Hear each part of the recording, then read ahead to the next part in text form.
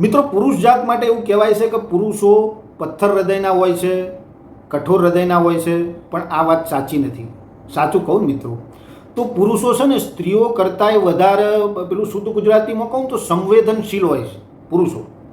ચોથા ઘેર કોક એના બૈરાને અપશબ્દ કહેતું હોય, માર મારતું હોય અથવા ઊંચા અવાજે ઘાંટા પાડીને બોલતું હોય ને તો એ બિચારો પુરુષ એના ઘેર બેઠો બેઠો જીવ બાળે કે અરે રે, આ ફૂલ જેવી કોમળ સ્ત્રી કેવા કસાઈના હાથમાં જઈને પડી છે. એટલે પર સ્ત્રીને દુઃખ દર્દ તકલીફમાં પુરુષ નથી જોઈ શકતો. આ નક્કર હકીકત છે. 2 દાડા પહેલાંની વાત કરું તે હું રોડ ઉપર જતો હતો ને તો પેલું સિગ્નલ બંધ હતું, તે ઊભા રહેવું પડે ને મારી આગળ છે ને એક્ટિવા ઉપર એક બેન બેઠા હતા. બેન કહી દઉં સરસ મજાની સાડી પહેરી હતી અને માથામાં હેરસ્ટાઈલ કરેલી હતી. ક્યાંક પ્રસંગમાં જતા હોય એવું મને લાગ્યું. તે 1-1.5 મિનિટ થઈને સિગ્નલ ખુલ્યું. હવે જેવા બેન એ જવા ગયા ને એવા પોલીસવાળા ભાઈએ એમને ઊભા રાખ્યા અને એમને એકદમ શોર્ટ બ્રેક મારી એટલે મારે બ્રેક મારવી પડે. તે પેલા પોલીસવાળાએ ભાઈએ છે ને એમને સાઈડમાં લઈ ગયા અને એમની જોડે કાગળિયા ને એવું બધું કંઈક માગતા હશે એમ.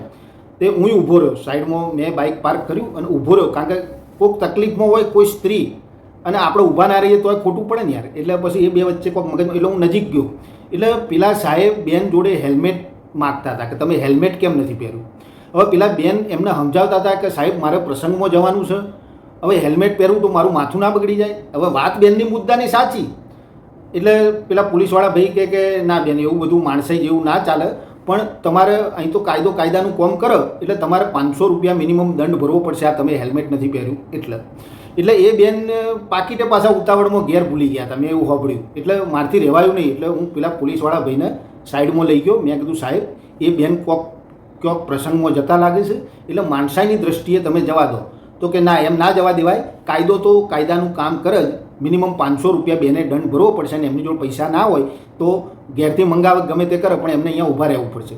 એટલે મેં સાહેબને સમજાયા. મેં કીધું જુઓ, એક પુરુષ થઈને તમે સ્ત્રીનું દર્દ નહીં સમજો તો કોણ સમજશે.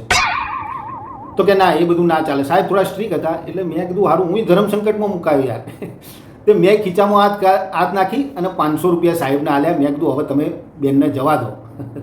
તે પેલા સાહેબે કીધું કંઈ વાંધો નહીં, ચલો. તો પછી એમને ચલાણ ફાડ્યું 500 રૂપિયાનું અને એ બેનને આપ્યું અને કીધું કે હવે તમે હેલ્મેટ વગર ક્યાંય નીકળતા નહીં. એટલે એ બેન રવાના થાય. એટલે મને તો જાણે ઈડરિયો ગઢ જીત્યો હોય ને એવો આનંદ થયો, કારણ કે કોઈ સ્ત્રીને તકલીફમાંથી બહાર કાઢીને જે પુરુષને આનંદ થાય ને એ શબ્દોમાં વર્ણવી નથી શકાતું.